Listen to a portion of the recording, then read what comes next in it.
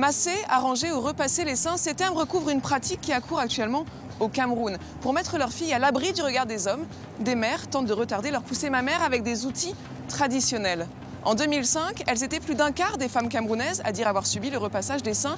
Aujourd'hui, elles seraient 12% grâce au travail associatif qui a été fait sur le terrain. Mais notre observatrice Liliane Dengue nous explique qu'il y a encore beaucoup à faire. Elle nous a demandé d'aller enquêter. On la retrouve sur le campus de Yaoundé.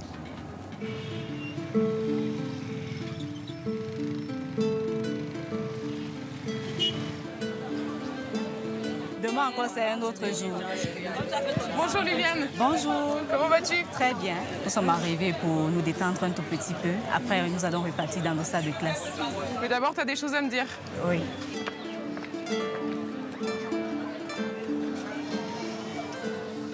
Est-ce que tu peux nous expliquer pourquoi c'était important que la ligne directe vienne te voir ici? Je tenais absolument que la ligne directe arrive à Yaoundé pour qu'on parle des violences que subissent les jeunes filles au Cameroun, notamment la pratique du repassage des seins. On va prendre une pierre ou bien une spatule, on va la mettre au feu. Donc il faudrait qu'elle chauffe suffisamment et puis on va l'amasser tout autour du sein de l'enfant. Et cela pendant une période bien déterminée, jusqu'à ce qu'on se rende compte de façon physique que les seins sont en train de disparaître.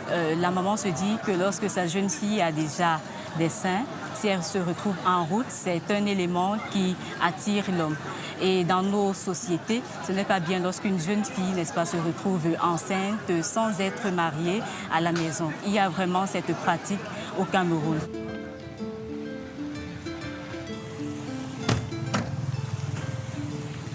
Liliane nous présente le docteur Ndonko. Depuis 10 ans, cet anthropologue se bat sans relâche contre le repassage des seins. Grâce à lui, une famille de Yaoundé accepte de témoigner sur ces pratiques. C'est le docteur qui a convaincu la mère d'arrêter. Roxane, l'aînée, se souvient de ces moments douloureux. À l'âge de 8 ans, maman a commencé à me repasser les seins. À l'aide d'une pierre, la pierre écrasée. Ça me faisait mal, ça me rendait triste, mais bon, je savais que c'était pour mon bien. Dans cette cour, Hortense a tenté de faire disparaître les seins naissants de ses deux premières filles. Pour éviter que les garçons ne les regardent, dit-elle. Elle simule le geste sur sa dernière fille. Ok, voici comment je faisais. Elle pleurait, mais qu'il fallait faire. Quand elle sent que je touche la pierre, mais elle peut même me tuer. Oui, maman, encore la pierre au feu. Donc c'est la première fille. C'est ma première fille. La deuxième fille aussi. Oui, la deuxième a subi, mais la troisième, c'est plutôt avec rien que la bande que je mettais. Parce que j'avais suivi une fois à la télévision que c'était pas bien, que ça le massage, c'était pas bien. Non, c'est avec cette bande que je mettais sur Joyce. J'ai m'enlevé comme vous avez gommé l'autre fois, j'ai retiré. Votre fille devait le porter toute la journée?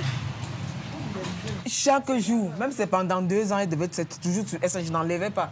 Même comme Roxane. Roxane a porté ça, même pendant 5 ans, hein, elle se lavait avec. Tu aimerais encore porter ça, hein? Même pas essayer encore. Ça a descendu. Qu'est-ce que tu remontes? Les filles d'Hortense lui ont pardonné. Mais pour d'autres, les années ont révélé de graves séquelles.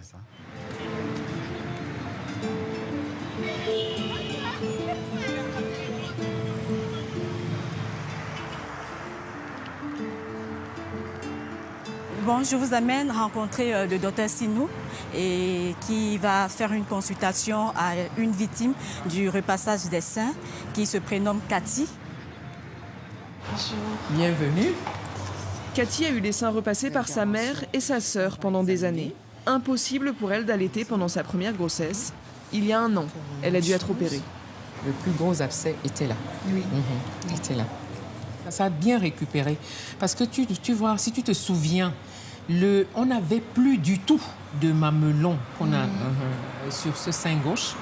Ça va comme ça? Oui, oui, merci. Je suis rassurée. D'accord. Quelles sont les conséquences du repassage des seins, docteur Sinou? On peut avoir des abcès simples, des délabrements cutanés, mais on a surtout des écrasements complets de la glande mammaire avec disparition dans un premier temps de la glande mammaire et quelquefois, malheureusement, on a donc une poussée secondaire, mais qui déforme complètement le sein. La conséquence à long terme, c'est l'allaitement.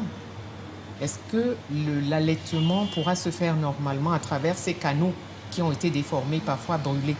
En 2013, le docteur reçoit une jeune fille dont le sein a été totalement brûlé par la pierre. Inquiète que la période des fêtes ne la détourne du droit chemin, sa mère l'avait massé pour la première fois. Le sein infecté a été amputé. Cathy, elle, devrait pouvoir allaiter à nouveau. Nous la retrouvons à la sortie du cabinet. Tu te rendais compte sur le moment que tu le voyais comme une violence? Non, moi je ne voyais pas ça comme une violence. Pour moi, c'était même une solution à mon problème, puisqu'on m'avait fait comprendre que les seins, c'était un problème. Moi, je ne savais pas ce que c'était. Entre-temps, on n'avait pas vraiment de dialogue dans la famille sur la sexualité. On n'a jamais parlé de la sexualité chez nous. C'est vrai que je viens d'une famille pauvre mais pieuse, ce qui fait que la sexualité n'avait vraiment pas sa place. Le repassage des seins était censé lui éviter une grossesse précoce, mais Cathy tombe enceinte à 16 ans. 10 ans plus tard, elle milite au sein de l'association Renata.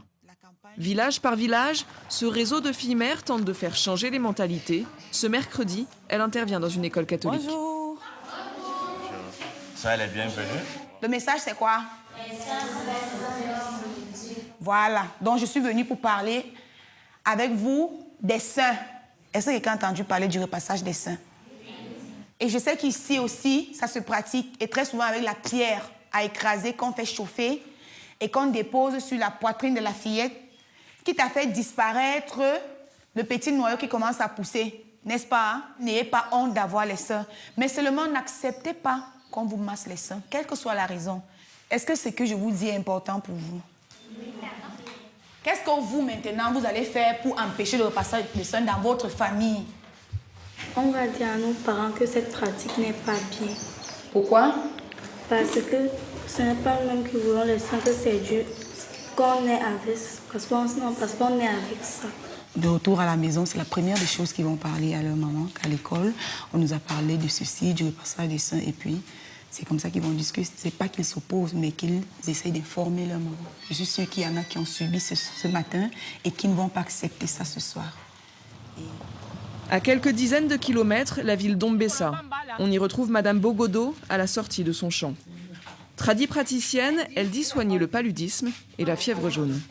Quand l'enfant chauffe beaucoup, j'enlève, je coupe un peu.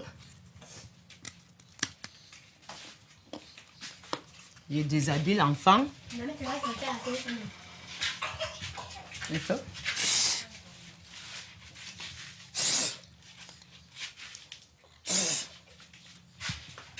Quand on m'apporte un enfant de 9 ans, 8 ans, qu'elle a déjà un peu de sein, quand je prends comme ça, je fais comme ça, et je dépose à terre. Je fais comme ça 2 à 3 fois. Le sein ne pousse plus. Ça attend alors en ce temps-là, quand l'enfant aura 10 ans, 11 ans, 12 ans, le sein commence à sortir normalement. Madame Bogodo l'affirme, avant 12 ans, les seins rendraient les filles orgueilleuses. Dernièrement, ces prestations sont moins demandées. Le travail associatif dans la région y est probablement pour quelque chose. Direction l'ouest du Cameroun. Ici, les chefs traditionnels font autorité. Le roi des Bawok est gardien de la tradition pour un village de 10 000 âmes, mais le repassage des seins n'y a pas sa place. Bonjour, soyez les bienvenus. Sans altérer la physionomie de ces traditions, nous devons les arrimer à la modernité. Extraire de toutes ces pratiques des attitudes négatives qui ont tendance à avilir l'homme. On a l'impression que c'est aux femmes de porter un peu toutes les souffrances pour pas attirer le regard de l'homme. Vous avez effectivement raison. Les hommes doivent prendre des dispositions pour essayer de freiner leurs ardeurs par rapport à certaines pratiques. Et leurs parents qui viendraient à cacher ce qui se passe avec l'enfant, il n'y a que l'exclusion qui l'attend. L'exclusion du royaume. Le chef Bawok serait-il en avance sur le gouvernement ? Aujourd'hui, aucune loi au Cameroun ne condamne cette maltraitance. Et sans loi, l'information peine à circuler.